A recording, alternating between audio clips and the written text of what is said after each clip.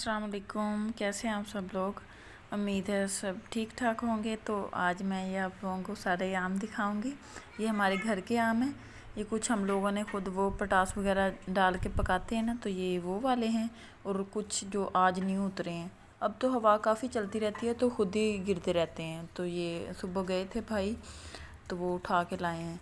बाकी वो जो अब मैं जा रही हूँ अपनी सिस्टर के घर, तो वहाँ पे उसने कुछ काम है, वहाँ पे उसने मुझे बुलाया है।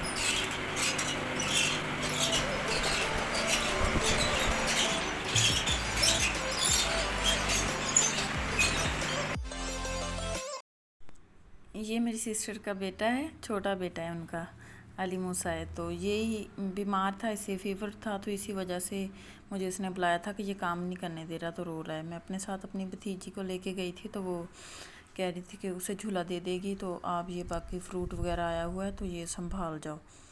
उनकी तबीयत नहीं ठीक थी, इसी वजह से मैं उनके तरफ गई थी। तो ये खुबानियाँ आई हुई थी, ये 2 पैक थे, तो एक आलू बुखारे का था। इन्होंने पैक लिए थे तो ये अच्छी नहीं निकली अंदर से। एक तो कार्टन ऐसा था कि उसमें सारी कच्ची थी, सारी ग्रीन ही थी, और एक में ज़्यादा पकी हुई थी, तो वो वैसे ना ऊपर वेट आने की वजह से वो नीचे दब गई थी और सारी ख़राब हुई पड़ी थी। तो इनको करने में मुझे काफ़ी टाइम लगा। तो बाकी आप लोग अब ये देखें कि कितनी सारी ख़राब की हुई हैं। मतलब ऐसे फ़ायदा तो नहीं हुआ ना लेने का, तो ऐसे वेस्ट है। तो वैसे ही हम लोग अगर फ्रेश लेते रहें तो वो ठीक रहता है।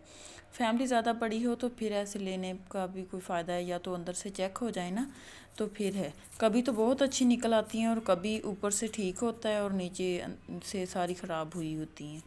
ये एक जो थी, ये तो अभी खाने वाली नहीं है क्योंकि ये काफ़ी कच्ची हैं, अभी पकने वाली हैं, तो इसी वजह से ये भी नहीं खा होंगे। और जो ज़्यादा पकी हैं वो एक ही दिन में, अब इतनी तो नहीं कोई खा सकता, और ज़्यादा निकली ख़राब थी।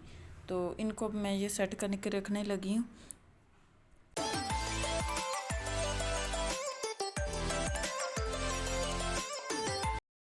ये अपी की बेटी है बड़ी, मायरा, तो ये पास खड़ी थी। ये सारी को एक एक बाइट लगा के ना रखी जाए। मैंने बोला इससे कि ज़्यादा है, तो इसका मतलब ऐसे है कि एक एक बाइट करते जाओ तो सारी ख़त्म हो जाएंगी। तो आप तो ऐसे ही कर रही हो, इनको ख़त्म करने वाला काम कर रही हो। तो ये मैंने स्पीड काफ़ी तेज़ कर दी थी यहाँ पे वीडियो की, और मुझे ये काम करते हुए घंटा लगा, क्योंकि इनको चेक कर करके ना जो अंदर से ख़राब है उनको अलग किया है, जो कच्ची हैं उनको भी अलग किए हैं, और जो खाने वाली हैं 1-2 दिन में खा हो सकती हैं उनको अलग किया है। इनके 3-4 पार्ट करके मैंने इनको बनाया। तो फिर वो जीजू ने कहा था कि बाकी जो बचे हैं तो उनको ऐसे ही कर्टन में रखे रहने देना, मैं उन्हें जाके दिखाऊंगा। दिखाया तो उन्होंने, फिर भी नहीं, वैसे ही पड़ी थी। तो ये देख लीजिए नीचे से इतना गिला है, तो ये सारी ख़राब हो गई थी। तो ये मैंने 3 बास्केट कर ली हैं, साथ में आलू बुखारा उसको भी कर लिया था। अब ये मैंगो आ गए हैं, ये हो गए हैं। कह रही थी कि पहले ऐसा करो, इनको वॉश कर लो। इनको वॉश करके मैंने फ्रिज में रख दिया। फ्रिज भी थोड़ी सी साफ़ करने वाली थी, नीचे वाला वो पहले से उसमें फ्रूट पड़ा हुआ था, मैंगोज़, वो अलग किए।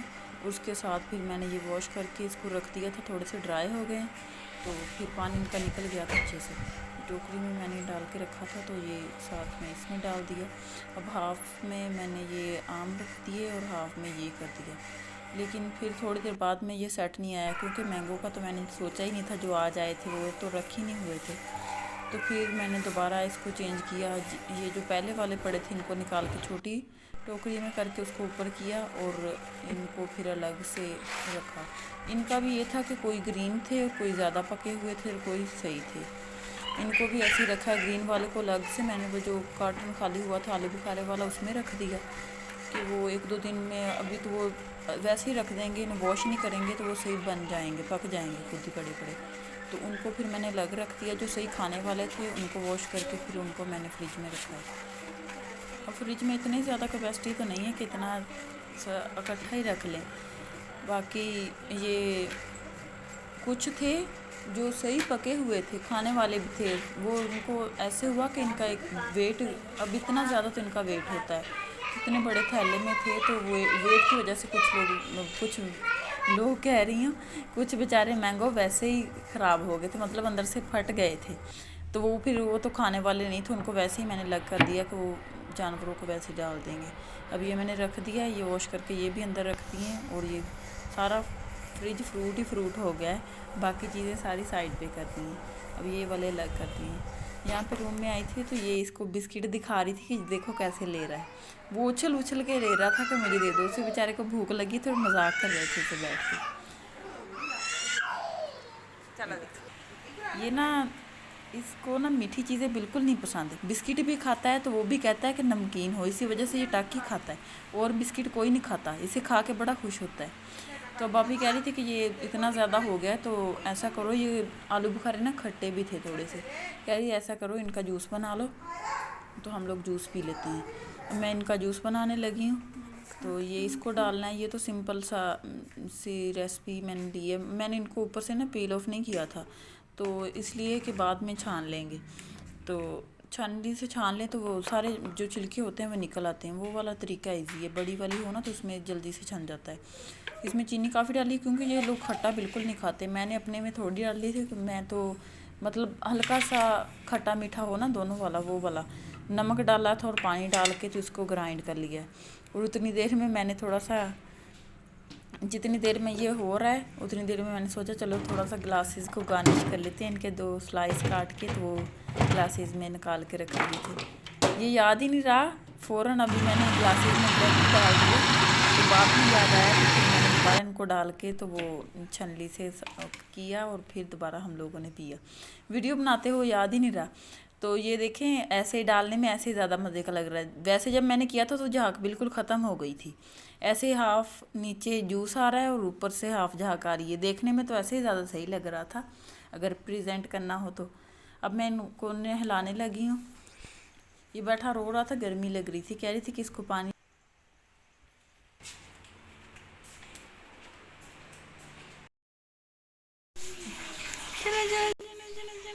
पहले तो बेचारा बहुत खुश हुआ, जब अचानक पानी ज़्यादा ठंडा आ गया तो रोना ही स्टार्ट कर दिया इसने। इसे बुखार भी था ना तो इस वजह से कह रही थी कि चलो एक दफ़ा ठंडा हो जाए।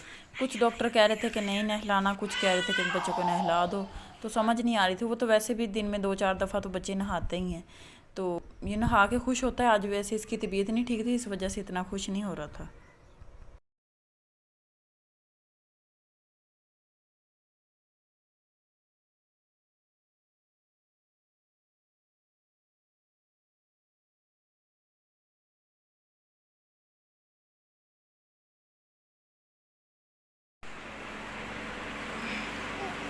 दे देखो, दे देखो बड़ा बेबी, बेबी।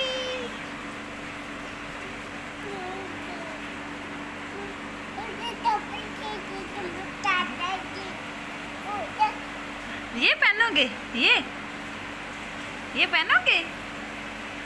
ये पहनेगा पूसा? मुझे ये पहनेगा बच्चा, छोटा तुझे बच्चा ये पहनेगा। चलो ये तो उतारो, फटा उतारो।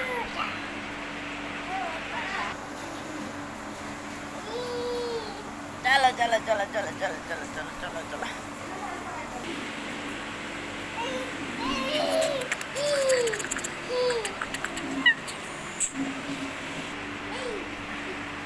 शेर देख लो, खोडे दे रहा। तो जी अब मैं बनाने लगी हूँ, ये वाला मास्क बनाने लगी हूँ। इसमें ये मैंने बाउल में डाल लिए हैं 2 चम्मच दही। और दही के अंदर ये मुल्तानी मिट्टी का छोटा सा पैक था मेरे पास, तो उसी में से निकाल के रखी। ये इतना सा चम्मच हम लोग इसमें डालेंगे। ये 1 टीस्पून हो जाएगा, ये डालना है। इसके साथ ये मैंने रखा हुआ है राइस फ्लोर है, राइस का पाउडर है, काफ़ी फाइन है। तो ये भी हम लोग इसमें, ये एक और ये इतना सा और इतना चला जाएगा, बस ये काफ़ी है। और इसके साथ इसके अंदर जाएगा ये लेमन है। ये थोड़ा सा हार्ड है, इसमें से हम लोगों ने चंद ड्रॉप्स ही लेने हैं। तो इसको पहले ये ऐसे कर लेते हैं।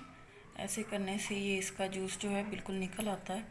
तो अब बस इसको ये कांटे से ऐसे करेंगे और इसमें सुराख हो जाएगा। तो यहाँ से हम लोग 2 से 3 ड्रॉप निकाल लेंगे।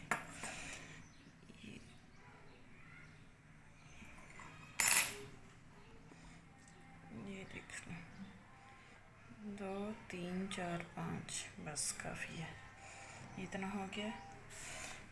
अब इसमें हम लोग 1 चुटकी के बराबर हम लोग हल्दी डालेंगे इसमें। ये देख लें बिल्कुल इतनी सी है, ये ऐड कर दी है। ये बस इसका अब हम लोगों ने पेस्ट बना लेना है। तो पेस्ट बना के इसको फेस पे अप्लाई करेंगे।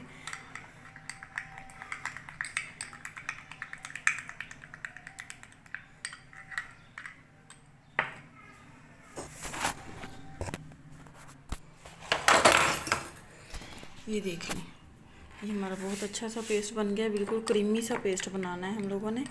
ये 2 चम्मच मैंने लिया था दही, उसको अच्छे से फेंट के और उसके अंदर ये बाकी सारी चीज़ें मिला ली। तो ये समर के लिए बहुत अच्छा है, स्किन की टाइटनिंग के लिए। और ये हम लोगों ने इसमें डाला है, मुल्तानी मिट्टी डाली है, तो उससे ये होगा कि हमारे ओपन पोर्स श्रिंक होंगे और साथ ही साथ इसमें से हमारी स्किन जो ऑयल प्रोड्यूस करती है वो भी ये अब्जॉर्ब कर लेगा। तो ये बना लिया, इसको 10 से 15 मिनट के लिए फेस पे अप्लाई करना है।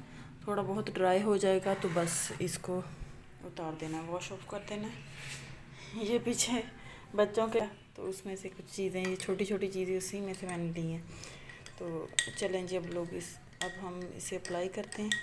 वो भर के ना इसके अंदर पेस्ट जो मैंने बनाया था, तो वो इस पील के अंदर लगा के तो ऐसे करें तो ये काफ़ी अच्छी एक्सफोलिएशन करता है। तो बीड से ये यहाँ पे स्पीड थोड़ी सी तेज़ है इसलिए लग रहा है, तो आप लोग सॉफ्टली हैंड से ऐसे करेंगे, ये जो नकल्स होते हैं वो भी ठीक हो जाता है। क्योंकि इसमें राइस फ्लोर हम लोगों ने डाला था ना, तो वो स्क्रबिंग में बेस्ट काम करेगा। तो मैंने ये दोनों हाथों पे उस पे पहले कर लिया था, तो इसमें ये दोबारा किया है। तो ये 5 से 10 मिनट हम लोगों ने स्क्रबिंग तो 5 मिनट ही करनी है, ज़्यादा से ज़्यादा नहीं। तो अब उसके बाद हम लोग 10-15 मिनट के लिए इसको रखेंगे, जितना आपको सही लगे। सेमी ड्राई करके तो बस इसको वॉश ऑफ कर देंगे।